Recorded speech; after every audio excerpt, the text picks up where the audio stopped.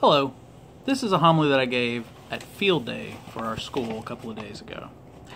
For our reading I used John chapter 15 verse 11 through 17. I remember field day. I used to be in school and I remember field day. When I was in second grade, I was the fastest kid alive. I was so fast. I always won the races in PE. I was the fastest kid on the soccer field. And when we played kickball, they could never get me out because I was so fast. But there was a kid in the other second grade class who was fast too, Billy Lynn. And I never really raced Billy because he was in the other class. But at field day, we were going to find out who was the fastest kid in second grade.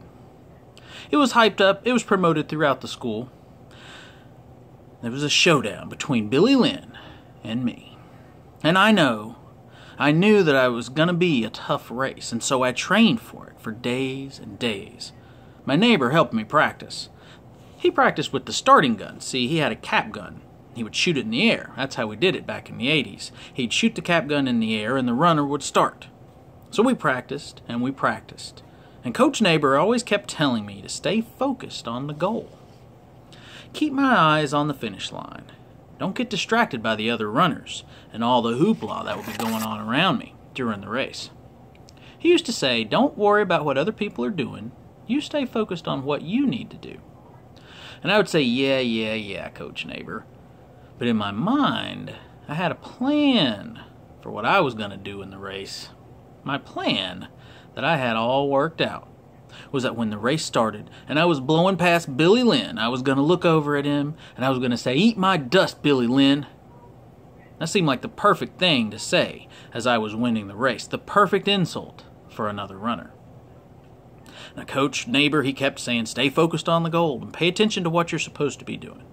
Every time you get distracted by what's going on around you and start looking at how everybody else is running the race and comparing yourself to them, you slow down.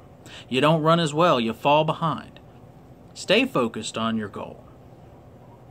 Well, the day the big race finally came, field day was here. We all got into our starting positions. The referee fired his cap gun in the air, and we were off.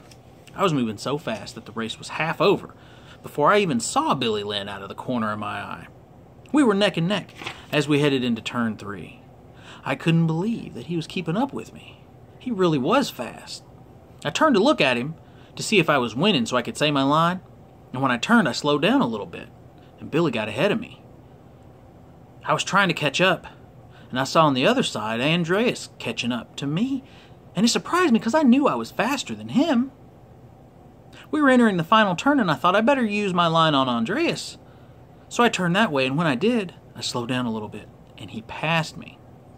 I couldn't believe it. I turned back to see if Billy was still ahead, and he was, and turning made me slow down even more, and Slowpoke Bobby was almost caught up to me. Now I finally remembered what Coach Neighbor had always been telling me this whole time, stay focused, don't worry about everybody else. Just do what you're supposed to do. I held off Slowpoke Bobby and finished third, because I kept my eye on the prize for the last stretch. I stopped trying to see what everybody else was doing. Brothers and sisters, when we run our race, when we go through our life, we need to remember to keep our eyes on the finish line. Stay focused on what we need to do. And what Jesus tells us to do in our passage today is love one another. That's what we're supposed to be doing as we race, as we make our way through life to the finish line in heaven. Love one another. Don't worry about how other people are running the race. Don't compare ourselves to them and how much better we think we're doing than they are. Don't try to find opportunities to put the other racers down, to insult them and make them feel bad. Every time we take our eyes off the prize, every time we forget to focus on what we're supposed to do, every time we start worrying about whether someone else is as good a racer as we are, we fall a little behind.